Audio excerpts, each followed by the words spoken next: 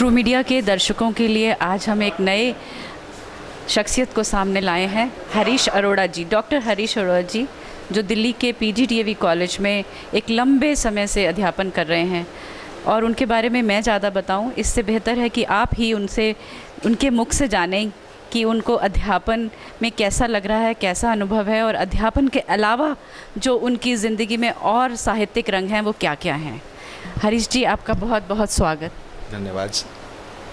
तो आप हमें ये बताएं कि एक लंबे समय से आप अध्यापन कर रहे हैं। हाँ जी। तो पढ़ने के सीधा बाद आपने अध्यापन की क्षेत्र में आ गए कि कुछ और भी किया? नहीं, मैं अध्यापन से पहले दो अलग अलग कार्यालयों में पहले काम करता था। दरअसल पारिवारिक स्थितियाँ ऐसी नहीं थी कि हम एकदम से सीधा अध्यापन का प्रतीक्षा करते।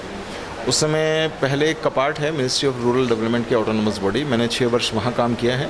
उसके बाद 8 वर्ष मैंने विश्वविद्यालय अनुदान आयोग में काम किया है।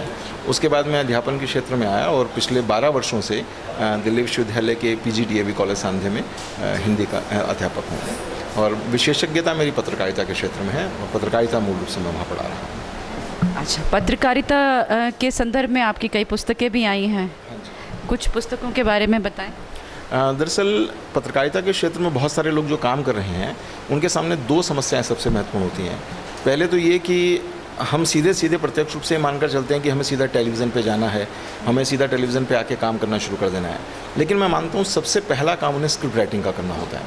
तो मेरी 2 किताबें, प्रिंट मीडिया लेखन और इलेक्ट्रॉनिक मीडिया लेखन, ये दोनों सैद्धांतिकी पर आधारित पुस्तकें हैं कि हम जब प्रिंट मीडिया में काम करने जाते हैं तो हमें काम करते समय किन किन विधाओं पर कैसे काम करना है, और केवल काम कैसे करना ये नहीं है बल्कि उसमें व्यावहारिक रूप से समझाया भी गया है। क्योंकि मैं लगभग वीर अर्जुन में हिंदुस्तान में काफ़ी लंबा स्वतंत्र पत्रकार के रूप में काम करता रहा, और टेलीविज़न पे भी कई कार्यक्रम दूरदर्शन में मैंने आयोजित किए हैं।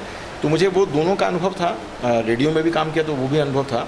तो अपने व्यावहारिक अनुभव से और सैद्धांतिक अध्यापकीय अनुभव से मैंने उन पुस्तकों का निर्माण किया जिससे उस क्षेत्र में काम करने वाले लोगों को ये अनुभव हो सके कि उन्हें काम करते समय किन बातों का ध्यान रखना है। इसका मतलब कि ये जो पत्रिकाएं हैं, जो पुस्तकें हैं, ये पत्रकारिता के विद्यार्थियों के लिए बहुत ही उपयोगी हैं। जी हाँ, ये पूरे भारत के सभी विश्वविद्यालयों में लगभग पुस्तक चल रही है।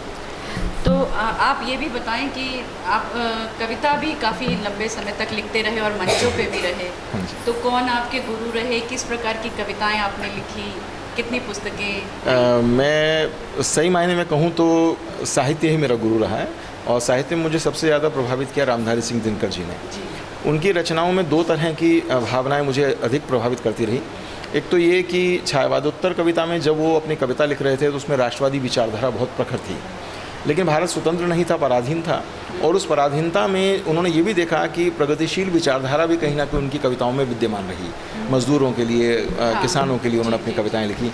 तो वो फर्स्ट ईयर में मुझे बहुत शुरू में मैंने जब ये कविताएं पढ़ी तो मुझे इतना प्रभावित कर गया कि मैंने लगभग फर्स्ट ईयर के दौरान ही अपना कविता लेखन का कार्य आरंभ किया, तब से लिखता रहा। अच्छा, मतलब कि आपने कॉलेज के समय कविता लेखन ज़्यादा शुरू किया। और मंच का आपका अनुभव कैसा रहा? मंचों पे आज के समय के अनुभव को देखूं तो मुझे शायद निराशा आज होती है। उस दौर में गीत बहुत अच्छे लिखे जाते रहे, या यूं कहूं कि अगर उस समय कविताएं भी लिखी जाती थी तो तहत में जो कविताएं पढ़ी जाती थी या छंदबद्ध रचनाएं भी पढ़ी जाती थी तो उनमें शब्दों का चयन बहुत खूबसूरत तरीके से होता था। लेकिन आज के रचनाकारों में सबसे बड़ी कमी यह है कि वो पढ़ते कम हैं और ये सोचते हैं कि हम लिखकर सीधा मंच पर आ जाएं। और मैं ये चाहता हूं कि जितना आप अध्ययन करेंगे आपके पास शब्दों की उतनी ही कमी खत्म होती चली जाएगी, और आप अच्छे गीत, अच्छी रचनाएं स्वाभाविक रूप से लिख सकते हैं। शब्दों की कमी नहीं रहेगी तो भाव स्वतः ही एक अच्छी शिल्पबद्ध रचना के रूप में सामने आएंगे। जी, और अब ये आपका और आगे क्या करने का निर्णय है? किस दिशा में आप आगे बढ़ना चाहते हैं? चूँकि मैं विश्वविद्यालय में पढ़ा रहा हूँ तो आलोचना के क्षेत्र में काफ़ी लंबे समय से मैं काम कर रहा हूँ, और मेरी कई आलोचनात्मक पुस्तकें भी हैं। और मेरी कोशिश ये है कि मैं नई युवा पीढ़ी जो है वो विभिन्न विधाओं को समझ पाने में जिस तरह से असमर्थ रही है, उनके सामने नए रचनाकारों की रचनाओं को लेकर आऊँ। क्योंकि नए रचनाकारों को आलोचना का अवसर बहुत कम मिल पाता है। नामवर सिंह हो या मैनेजर पांडे हो, वे नए रचनाकारों को पढ़ते अवश्य हैं, लेकिन अपनी आलोचना में वो केवल संकेत भर करके अपनी बात खत्म कर देते हैं। उनके लिए बड़े रचनाकार, जिन्हें तथाकथित रूप से बड़ा कहा जाता है, मैं मानता हूँ कि जिस रचनाकार की रचनाएं पाठकों को प्रिय लगती हैं वो रचनाकार अपने आप बड़ा हो जाता है, क्योंकि उसके पाठक ही उसके आलोचक भी होते हैं। तो मैं पाठक और आलोचक दोनों दृष्टियों से ये चाहता हूँ कि जो नई पीढ़ी के रचनाकार हैं या आज के दौर के रचनाकार हैं, उनकी रचनाओं से समाज को कैसे जोड़ सकूँ, समाज तक कैसे उनकी आलोचना पहुँचा सकूँ। तो एक पुस्तक का काम चल रहा है जिसमें मैंने नए रचनाकारों की रचनाओं पर जो आलोचनात्मक टिप्पणियाँ हैं उन्हें एकत्र करके उनका एक संपादित पुस्तक लाने का प्रयास कर रहा हूँ। तो एक सेतु का काम कर रहे हैं।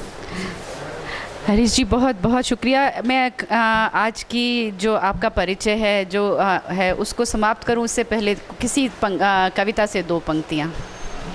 चलिए, मैं आज के जो रचनाकार हैं, आज की पीढ़ी है, उन्हें केवल एक संदेश देना चाहता हूं और रचनाकारों को सिर्फ एक ही बात कहकर चलना चाहता हूं। पतझड़ के झरते पत्तों पर एक नया मधुमास लिखो, एक नया मधुमास लिखो। मैं चाहता हूँ कि हम अपने जीवन में जो निराशाएं हैं उनसे ऊपर उठें और समाज के लिए हम कुछ ना कुछ मधुमास जैसा लाकर लोगों को दे सकें, और इसी तरह से हम अपनी रचना धर्मिता को आगे बढ़ा सकते हैं। तो मैं 4 पंक्तियों से अपनी बात को विराम दूंगा। अधरों के कंपन से जीवन बंध सभी टूटे, अधरों के कंपन से जीवन बंध सभी टूटे, कहीं छिपी रोती कलियों से दर्द नए फूटे।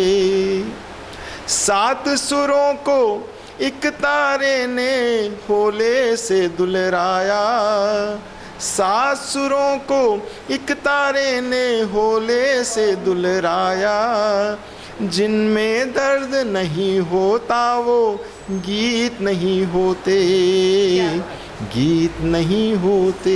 ये दर्द प्रेम का भी हो सकता है और देश का भी हो सकता है। तो मेरा यही संदेश इस समाज के लिए है। बहुत ही सुंदर, बहुत ही खूबसूरत पंक्तियों से हरीश जी ने अपनी बात कही, और मैं चाहती हूँ कि वे अपने ध्येय में आगे बढ़ें। उन्हें बहुत बहुत शुभकामनाओं के साथ, ट्रू मीडिया की शुभकामनाएं आपके साथ हैं हरीश जी। आप लिखें, आप पढ़ाएं और बिल्कुल देश के हित में जो कार्य हो वो कर सकें। बहुत धन्यवाद।